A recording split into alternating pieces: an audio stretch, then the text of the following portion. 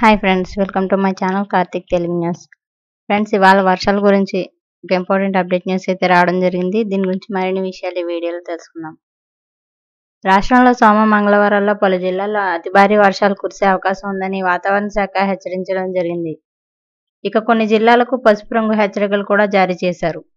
ఆదిలాబాద్, కుమరంభీం, ఆసిఫాబాద్, మంచిర్యాల, కరీంనగర్, పెద్దపల్లి, జయశంకర్, భూపాలపల్లి, మహబూబ్ నగర్, వరంగల్, హన్మకొండ, మెదక్, కామారెడ్డి, నాగర్ కర్నూలు జిల్లాల్లో కొన్ని చోట్ల అతి భారీ వర్షాలు కురవనున్నాయి.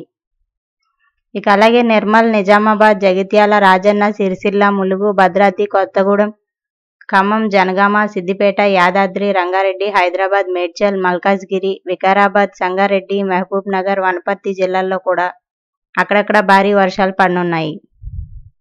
ఇక అలాగే బుధ, గురువారాల్లో కూడా పలు జిల్లాల్లో భారీ వర్షాలు కురిసే అవకాశాలు ఉన్నట్లు వాతావరణ శాఖ హెచ్చరించింది. ఇక దక్షిణ కర్ణాటక నుంచి దక్షిణ కోస్తాంధ్ర వరకు ద్రోణి కొనసాగుతుందని వాతావరణ శాఖ పేర్కొంది.